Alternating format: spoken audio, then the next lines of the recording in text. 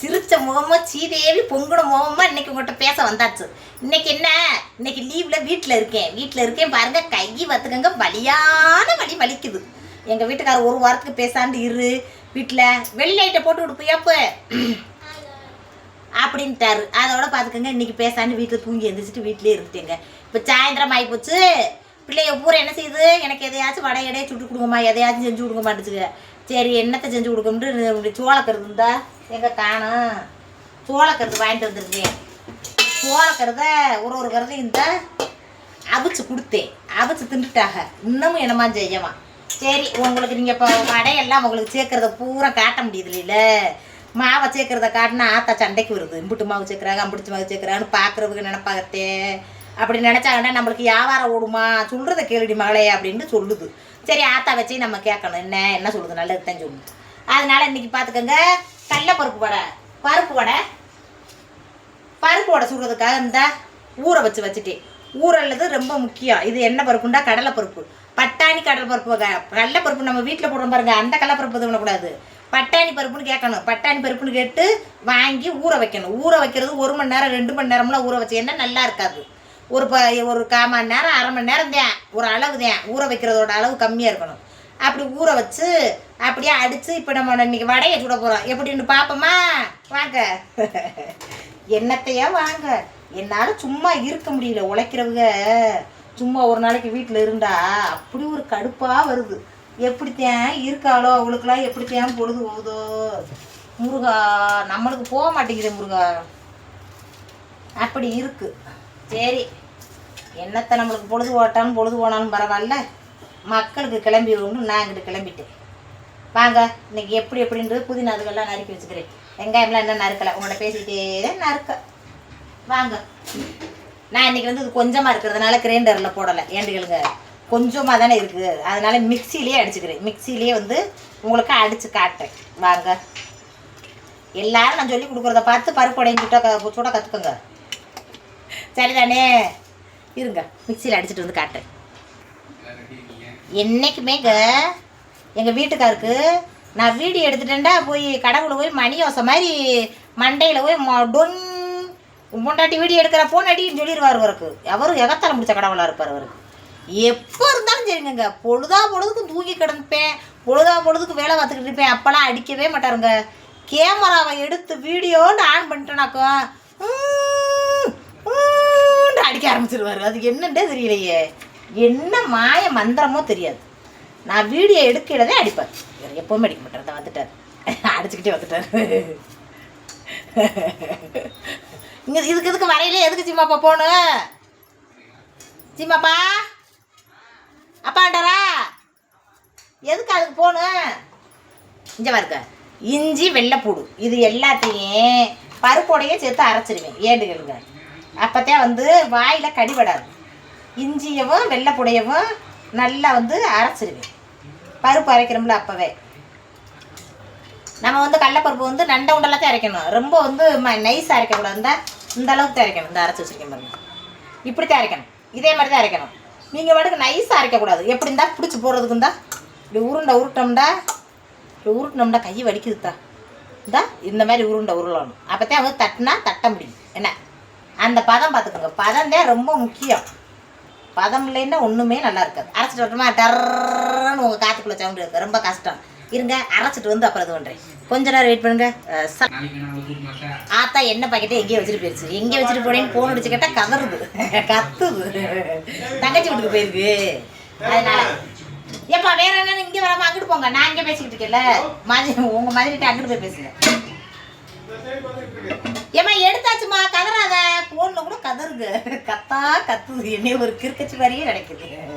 காணமுண்டா தானே கேட்க முடியும். ஏனமா வச்சேன்ட்டு அதுக்கு எதுக்கு இப்படி கத்துதுன்றே தெரியல. ஏன் பைசாது வெங்காயம் தட்டு வந்து இந்த பத்தியில புதினா அதுக்கெல்லாம் போடணும். அதுக்கப்புறம் அதில் போட வேண்டியது பெரிய சீரகம். பார்த்துக்கிறீங்களா, கீழே கவருங்க, அப்படி கவருங்க. இந்த பத்தியில் பெரிய சீரகம் அளவாதையும் போடணும், ரொம்ப போட முடியாது. ஏன்னா ரொம்ப போட்டால் நல்லா இருக்காது. அதுக்கப்புறம் உப்பு, இந்த உப்பு தேவையான அளவு. இதெல்லாம் போட்டு சேர்த்துக்கணும் மக்களே. இன்னைக்கு தான் உங்களை மக்களேன்னு கூப்பிட்டுருக்கேன். பூரா என் சொந்த உறவு அக்கா தங்கச்சியே இந்த பாரு. இருங்க பாரு, வெங்காயத்தை நறுக்கிட்டே பேசுகிறேன். கண்ணு காந்துறது கண்ணு நீங்கள் நான் அழுகிறேன்னு நினச்சிடக்கூடாது. வெங்காயம் நறுக்கித்தான் கண்ணீர் வடியுதுன்னு நினைக்கணும், சரியா? பல பெண்கள் தன்னுடைய கஷ்ட நஷ்டங்களை மனசுக்குள்ளே ஒழிச்சு வச்சுக்கிட்டு வெளியில் சிரிப்பும் விளையாட்டுமா இருப்பாங்க. எவ்வளோ தூரத்துக்கு வெளியில் சிரிக்கிறாங்களோ அவ்வளோ தூரத்துக்கு அவங்க மனக்கவலையில் ரொம்ப இருப்பாங்க. நான் அப்படி ஏப்பா சவுண்டு குறைங்கடா டே பூஜாக்குட்டி, நான் அப்படி இருக்கனான்னு என்னை கேட்டேன்டா. கண்டிப்பாக இல்லை. எனக்கு மன கஷ்டம் உண்டு. என் புருஷனோ எங்கள் அம்மாவோ என் பிள்ளைகளோ எனக்கு இன்னும் திறந்தது இல்லை. ஆனால் சொந்தங்களை விட்டு நான் எனக்கு ரொம்ப மன கஷ்டம் வந்துருக்கு. சொந்தங்களை நம்பி நிறைய அந்த வீடு கட்டையெல்லாம் பார்த்துக்கங்க, மன உளைச்சலான வித்தாடி இந்த வீடை கட்டி இதில் இப்படி குடி போகணுமா அப்படின்ற ஒரு மனநிலைக்கெல்லாம் தள்ளப்பட்டிருக்கோம். அதுவும் அடுத்தவன்ட்டாலும் மனசு ஆறிடும். யாரோ ஒருத்தவங்க கண்ணு காத்து கண்ணீரை வர வச்சிருச்சு. யாரோ ஒருத்தவங்க நம்மளுக்கு அறிமுகம் இல்லை ஆறவுக இப்படி படுத்துறாங்க. என்ன செய்யறது? எல்லாரும் நம்ம நல்லா இருக்க நினைக்க மாட்டாங்கன்னு மனசு ஆறிடுங்க. ஆனால் சொந்தம் ரொம்ப நெருங்கினவங்க, நம்ம உசுராக நினச்சவங்க, நம்மளுக்கு அவங்களுக்கு பல உதவிகள் நம்ம செஞ்சுருக்கோம். நீங்கள் நினைப்பீங்க சொல்லி காட்டுற உதவி செஞ்சதை சொல்லி காட்டுறது நல்ல குணம் இல்லைன்னு. உங்களுக்கு ஒன்று தெரியுமா? உதவி செஞ்சதை சொல்லி காட்டுறவே எவ்வளோ கேவலமான குணம் உடையவனோ அதை விட கேவலமான அதை விட மோசமான குணம் உடையவன் உதவி செஞ்ச உதவியை மறந்தவன், தெரியுமா? செஞ்ச உதவியை ஒருத்தன் மறக்கையில் தான் அந்த உதவியோட இதை நம்ம சொல்கிற மாதிரி ஒரு சூழ்நிலை உருவாகுது. அந்த மாதிரி மனுஷங்க இப்போ உள்ள காலகட்டத்தில் தாய் பிள்ளையை நம்ப முடியல, பிள்ளை தாயை நம்ப முடியல. அப்படி ஒரு ஏமாத்து உலகமாக இருக்குது. அந்த ஏமாத்து உலகத்துக்குள்ள தான் வாழ்ந்துக்கிட்டு இருக்கோம். நம்ம பிள்ளைகளை கட்டி கொடுத்துட்டாலும் நம்மளுக்குண்டு இனத்துகளை நம்ம கையில் கொஞ்சம் கொஞ்சம் சேர்த்து வச்சுக்கிறோம். இல்லைன்னா அந்த உலகத்தில் நம்ம வாழ்கிறது ரொம்ப ரொம்ப கஷ்டம். அப்படி இருக்குது. அந்த மாதிரி மன உளைச்சலுக்கு தான் எனக்கு வந்திருக்கு. மற்றபடி புருஷனை விட்டா பிள்ளையை விட்டா இன்னும் வந்ததில்லை. இனிமேல் பிள்ளையெல்லாம் வளர்ந்துக்கணும். நம்ம சொல்லுபடி கேட்காம போகையில் நம்ம மனசு தடி நம்ம பிள்ளை இப்படி வளர்த்தான், நம்ம மயனை அப்படி வளர்த்தான், இப்போ நம்ம சொல்லி வச்சு கேட்குறா இல்லையே அப்படின்னு நம்மளுக்கு மன வருத்தத்தை கடவுள் கொடுக்குறாரா இல்லை ஏற்றது கடவுள் தேன்னு தெரியும்ட்டா. ஐயோ கண்ணை தொலைச்சோன்னா ரொம்ப கந்து. ஐயோ முருகா இங்கே என்னய்யா, நான் ஒரு பேச்சுக்கு சொன்னால் என்ன மக்களுக்கு சொல்லுவோம்னு சொன்னால் அதுக்குன்னு இப்படி அழுக விடுறேன். நீ கவலைப்பட்டு அழுகிறேன்னு நினைக்கிறது மக்களே. சத்தியமாக வெங்காயம் படுத்துகிற வேலையில் அழுகிறேன். எப்படி இருக்குது சேலை? இன்றைக்கி சேலையோடு உங்களுக்கு சமைச்சு சந்தோஷமாக வீடியோ போடணும்னு பார்த்தா கிளம்பிட்டேன். வெங்காயத்தில் இருக்கிறதுக்கு வெங்காயத்தை போட்டோன்னா இதுக்கப்புறம் நம்ம கையை வச்சு நல்லா பிணைஞ்சு விடுங்க. என்னக்கா வடை கடையிலும் சொல்கிறீங்க, வீட்டில் சுட்டா உங்களுக்கு போர் அடிக்காதான்னு கேட்கக்கூடாது. சுட்டு கொடுத்தா சாப்பிடுவாங்க. உங்களுக்கும் வடையை எப்படி சொல்கிறதுன்னு சொல்கிற மாதிரி ஆகிப்போச்சுல. என்ன நீங்களே வீட்டில் சொல்லுவீங்கள? இஞ்சியவும் பூண்டவும் அரைச்சிக்கோங்க. இது கடலப்பருப்போட கடலப்பருப்பை ஒரு 1/4 மணி நேரம் ஊற வச்சா போதும். பட்டாணி பருப்புன்னு கடையில் கேளுக்கும். அப்படியே வாங்கி 1/4 மணி நேரத்துக்கு ஊற வச்சு அப்படியே அரைச்சி நான் மிக்சியில் தான் போட்டு அடிச்சிருக்கேன். பார்த்துக்கோங்க, மிக்சியில் கர்ன்னு விட்டு அடிக்கணும். ஒரே தான் சல்லுன்னு அடித்து அப்படியே மாவாக்கிடக்கூடாது. மாவாக இருக்கக்கூடாது. சில்லு இருந்தால் இப்படி எதில் எங்கே இருக்குது கேமரா? இந்த கேமரா எங்கே இருக்கட்டே கண்டுபிடிக்கல. நான்லாம் ஒரு யூடியூபர் கிரியேட்டர். கேமரா எங்கே இருக்கிறது தெரில, அப்லோட் பண்ண தெரில, ஒன்றும் தெரில. வாய் மட்டும்தான். அந்த வாயை வச்சு எப்படி கிரியேட்டர் ஆகிட்டு விடுங்க.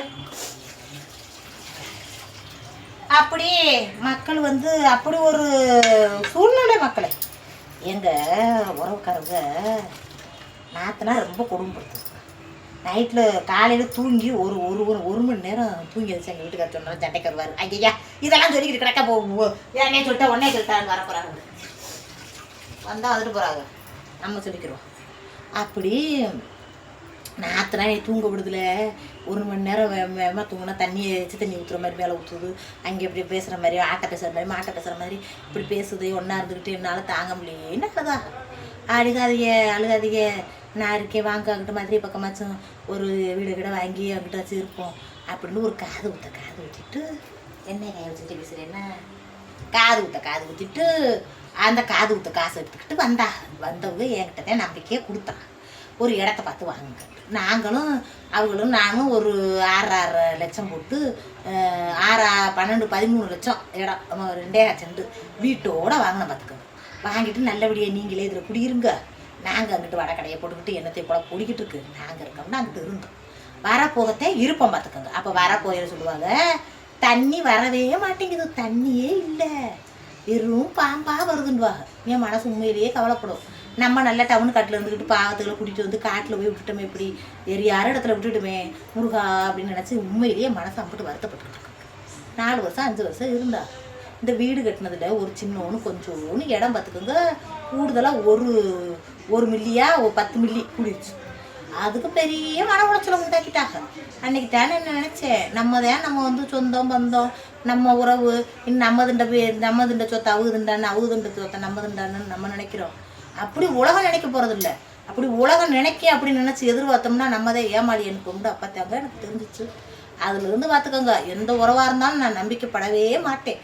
நம்ம வாழ்க்கையா நம்ம கஷ்டத்தை வந்து நம்மகிட்ட சொல்கிறாங்களா, அப்படியா அப்படி ஒரு கஷ்டமா, டாடாடாடாடா என்ன செய்ய இப்படி ஒரு கஷ்டத்தை கடவுள் கொடுத்துருச்சேன்னு நம்மளும் கூட்டத்தோட குடும்பம் உச்சி கொட்டிட்டு ஓடியே வந்துடணும். அவங்களுக்கு நான் உங்களுக்கு உதவி பண்ணுறேன், இந்த கஷ்டத்துலேருந்து நான் உங்களுக்கு இது தாரேன் அப்படின்னு போன மக்கள் அன்னைக்கு நம்ம தான் எதிரி.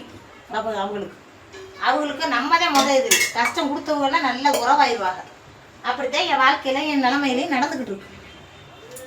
சொல்ல முடியாது, வெளியில் சொல்ல முடியாது. வெளியில் சொன்னால் வெக்கக்கேடு அப்படின்றவாங்க. அது மாதிரி வெக்கக்கேடு, வெளியில் சொன்னால் வெக்கக்கேடு.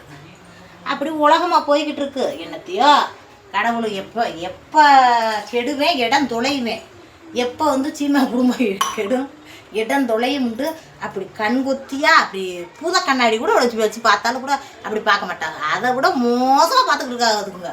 எப்போண்டு கடவுள் விடுமா? கடவுள் நல்ல மனுஷனுக்கு நல்லபடி தான் விடணும். என் மனசுக்குள்ளே என்ன என்றது உங்களுக்கு தெரியாது, மேலே இருக்கிற இறைவனுக்கு தெரியும்ல என் எண்ணத்துக்குள்ளே என்ன ஓடுதுண்டு. என் எண்ணம் போல தான் என் வாழ்க்கை அமையும். அப்படித்தான் நான் நினச்சிக்கிடுவேன். கடவுளே யாருக்காவது துரோகமாக ஒருத்தர் சொத்தை ஆண்டணும். என் ஜிம்மா அப்பா வந்து நான் உண்மையிலேயே ஒரு பெருமைக்காக சொல்கிறேன்னு நினைக்காதீங்க. ஒருத்தவங்க இதை எடுத்துடணும், ஒருத்தவங்க இதை நம்ம வச்சுக்கிறணும் அப்படின்னு ஒரு நாள் ஆசைப்பட மாட்டேன். ஒருத்தவங்க வடக்கடையில் வச்சு ஆமனை வாங்கிட்டு காசை வாங்காமல் போயிட்டாங்க. போனவங்களை பைக்கு எடுத்து விரட்டி போய் காசை கொடுத்துட்டு வந்தார். நான் முறைச்சிக்கிட்டு இருந்தேன். அவங்க காசை கொடுத்துட்டு போயிட்டாங்க. அம்புட்டு 500 ரூபாய்க்கு சில்லறை வாங்க போனவங்க ஞாபகம் வராமல் இருக்குமா? ஞாபகம் வந்து வர மாட்டாங்க நம்ம கடைக்கு. நம்ம இங்கே தானே 10 மணி வரைக்கும் நிற்க போகிறோம். அவங்கள பின்னாடியே தோய்ந்து போய் கொடுத்துட்டு முடியாருங்க. நம்மளுக்கு இதை வியாபாரம் பார்த்துக்கிட்டு இருக்கையில் அப்படின்னு நான் கத்துனேன்.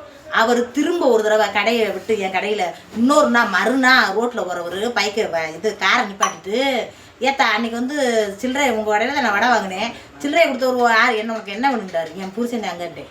நல்ல மனுஷன், நான் போன்ட்டே சுத்தமாகவே எனக்கு ஞாபகம் இல்லை, ஆனாலும் அந்த காசை கொண்டு வந்து என்கிட்ட கொடுக்கணும்னு அவருக்கு தோணுச்சு வத்தியா அப்படின்ட்டு ஒரு பத்திரிக்கையை எடுத்து வச்சு அதில் பழந்தங்காயெல்லாம் வச்சு வந்துருங்கத்தா, கல்யாணம் என் மகளுக்கு வச்சுட்டு வந்துருங்கடா, நீங்கள் உங்களை மாதிரி நல்ல மனுஷங்க வாழ்த்துறதே என் பிள்ளை நல்லபடியாக இருக்கும் அப்படின்னு சொல்லி எங்களை கல்யாணத்துக்கு கூப்பிட்டாரு. நான் அச்சப்பட்டுக்கிட்டே போனோம். அவங்க பெரிய நல்ல வசதியாக காரில் வந்து பத்திரிக்கை கொடுக்குறாங்க, நம்மளை எப்படி கவனிப்பாங்க. அந்த கூட்டத்தில் இருக்கிற மனுஷக்கள்லாம் விட எங்களைத்தான் அப்படி கவனிச்சார் அந்த அண்ணன். அப்படிலாம் நல்ல மனுஷங்க இருக்காங்க. அன்னைக்கு எங்கள் வீட்டுக்காரர் நடந்த உண்மைக்கு நேர்மைக்கு கடந்த பரிசை நாங்கள் பேசிக்கிட்டே வந்தோம். அவர் சொல்லிக்கிட்டு வந்தார், பார்த்தியா நேர்மையாக இருந்தால் என்றைக்குமே கடவுள் நம்மளை கைவிட மாட்டார். அந்த நேர்மை வழியில் மனச்சாட்சியா நாங்களாம் உழைச்சி எப்படியாவது முன்னுக்கு வந்துடுவோம். அவங்க விட்டு இடத்த நான் சொன்னேன், அவங்ககிட்ட போய் நீங்கள் நான் அந்த வார்த்தையை சொல்லக்கூடாது, திரும்ப கடவுள் நம்மளுக்கு வழிக்கு வரும், நல்ல வார்த்தை தான் பேசணும் அப்படின்னு நான் போய் அழுதேன். விட்டுருங்க, இல்லாட்ட இந்த இடத்த நீங்கள் எடுத்துக்கோங்க. நான் கட்டின வீட்டை இந்த வீடு கட்டியிருக்கேன் பார்த்தியலா, இந்த கட்டியிருக்கிற அளவுக்கே இந்த பக்கம் இந்த எம்புடு கட்டடம் கட்டி நிப்பாட்டிருக்கோம், அதே அளவு அங்கிட்ட எடுத்து கொடுத்துருங்க எனக்கு, நான் அந்த பக்கம் போய்க்கிறேன். யாரும் எடுத்துக்கிட்டான்னா ஒரு காய் பிள்ளைக அப்படின்னு கெஞ்சினேன். இப்படி ஒரு மன உளைச்சலை உண்டாக்கணுங்க. வீடு கட்டி வர்றதெல்லாம் சும்மா இல்லது. வீடு கட்டிட்டோம்ண்டு வீடு கட்டுறோம்ண்டு அஸ்திவாரம் போட்டோம்டா சொந்த வந்தம் பூரா அந்த அஸ்திவாரம் குடியில் விழுந்து ஆடு வாயை பொழந்துக்கிட்டு, எப்படி வீடு கட்டுற எங்கிட்டு இருந்துச்சு காசு, எங்கிட்டு இருந்துச்சு அப்படின்னு அந்த குழிக்குள்ளே உட்காந்துட்டு வாயை பொழந்த மணிக்கே இருக்கும். வாயில் நம்ம மண்ணள்ளி போட்டோம்ண்டு அப்புறம் அந்த குழியை நம்ம அஸ்திவார குழியை நம்ம மூடணும்ல, அதுக்காக போட்ட மண்ணுன்னு நினைக்காம அவங்க வயிறை போட்டது மாதிரியே நினச்சி நம்ம மேலே ஆங்காரப்படுவாங்க, ஆவேசப்படுவாங்க, என்னென்னமோ படுவாங்க. அவங்களாம் பட்டுக்கிட்டு கடந்துட்டு போகிறாங்க. போங்க வாங்க நம்ம பருப்பொடையை சுடுவோம். அவங்க வாயை பொழுதுகிட்டே கிடப்பட்டு நம்ம பருப்பொடையாக சுட்டு பல்ல காட்டி திம்போம். என்ன அப்படி தட்டிட வேண்டிய தட்டுறதுலாம் ஈஸியாக எனக்கு வரும், உங்களுக்கு வருமானதுல இருந்தால் இப்படி உருட்டிக்கிற வேண்டியது, அப்படி போட்டுற வேண்டியது. என்ன கருப்பாக இருக்கு இருக்கக்கூடாது, சட்டி கருப்பாக இருக்குது. இந்தா இப்படி உருட்ட வேண்டியது, அப்படி தட்டிடுறது. ஆமாம், மணக்குது. 7 வீடு தாண்டி மணக்கும் எங்கள் நான் சுடுற வட்டை. ஆனால் எங்கள் வீட்டில் பொடி வடை தான் பிடிக்கும், பெரிய வடையை சாப்பிடாது சின்ன பிள்ளைங்க. எம்மா நண்டுலாம் கெழுச்சு. மனசா உனக்கு சின்ன வடையா சுடுவா, பெரிய வடையை சுடுவாடா. அவங்க அப்பா கிட்ட அப்படி பேசுகிற அளவுக்கு வந்துச்சு, நம்ம பேசுகிறதெல்லாம் கேட்கலாது. அப்படித்தாங்க உலகம். நான் சொல்கிறது உண்மையா? கமான் பாஸில் சொல்லுங்க. சாதி சனம் மாதிரி உங்களை சொல்லிக்கிட்டு கிடைக்கேன். என் சனங்கள் பூரா, என் சாதி சனம் பூரா என் வீடியோவை பார்க்குதுங்க. நல்லபடியாக இருக்கட்டும் என்னத்தோட பார்க்குதுன்னு நினைக்கிறீங்களா?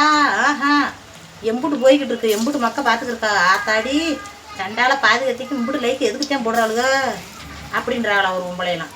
என் ஆத்தனாட்ட என்னதான் பேசுகிறான்னு அப்படி லைக்கு போடுறாங்களே என்ன அப்படி என்னமோ தெரியலையே. லைக் போடுறவட்ட கேளுங்க, நான் போட்டதில் ஒரு நாள் அவளுக்குட்டாங்களா? ஆத்தாடி ஆத்தாடி கேட்டவங்கெல்லாம் உடனே நீங்கள் தானே பெரிய கேடியா இருப்பீவருக்குன்னு நான் சொல்லி சிரிச்சேன். இருந்தாலும் உண்மையை ஒத்துக்கிட்டீங்களேன்னு சிரிச்சேன். இந்த வத்தியெல்லாம் ஐயோ கறியிருச்சே, அதுக்கு எண்ணெய் ரொம்ப காயக்கூடாது, அளவாத்தையும் காயணும். இல்லாட்ட மேலே கறிகிறோம், உள்ளே வேகாமல் இருக்கும். இன்றைக்கி வந்து பருப்பு உடைக்க வந்து கொஞ்சம் ஊறல் அதிகமானது மாதிரி தெரியும். ஊறல் அதிகமாகிடுச்சுன்னா அப்படி வடையை பார்க்கையில் அப்படி வலுவலுன்னு இருக்கும். அப்படி இருந்தால் ஊறல் அதிகமாகிடுச்சு. சரி வேகட்டும், நம்ம கிட்ட வாங்க, நம்ம பேசுவோம். ஆஸ்பத்திரி போய் பார்த்தேன், நீர் கட்டியா ஆப்ரேஷன் பண்ணணுன்றாரு டாக்டர். நான் சொல்லிட்டேன் ஆப்ரேஷன்லாம் வேணாம் ஐயா, நானே உழைக்கிறவ, என்னத்தையும் ஒரு வாரத்துக்கு ரெஸ்ட் எடுத்துகிட்டு கூட அப்புறமா இது பண்ணிக்கிறேன். நீங்கள் வாட்டுக்கு ஆப்ரேஷன் கிப்ரேஷன் பண்ணு, நீங்கள் வாட்டுக்கு கையை என்னமா கைமா பண்ணி விட்டுறாதீங்க, என்னால் முடியாது 3 பிள்ளை இருக்குது அப்படின்னு. ஏம்மா நாங்களாம் எம்பி பேசி படிச்சுட்டு டாக்டருக்கு வந்திருக்கோமா, இல்லை காயலாக வந்திருக்கோம்னு நினைக்கிறியா அப்படின்டா டாக்டர்.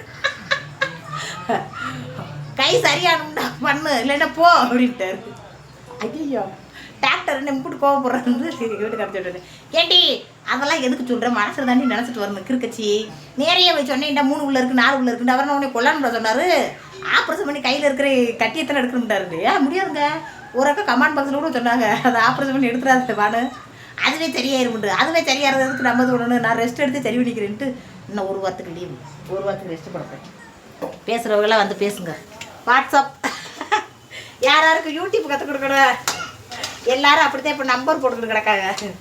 அவங்களாம் எப்படி பேசி எப்படி பொழுது கிடைக்கிறாரு இல்லையா? ஆத்தாடி எப்படி பேர் ஃபோன் பண்ணிட்டா.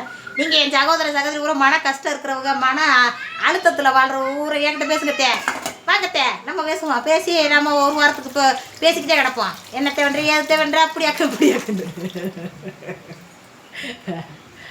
அப்படி இருக்குது. சிம்மாப்பாலாம் வந்துட்டார் வேலையை விட்டு. வடை இன்னும் வேகட்டும், வெந்தவனை போய் கொடுப்போம். சிம்மாப்பாவை போய் மீட் பண்ணிட்டு வருவோம். வாங்க, வடை வேக வரைக்கும் அதில் நிற்க முடியல என்னால்.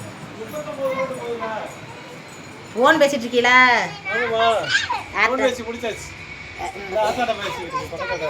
ஆத்தாட்ட பேசுறீங்களா?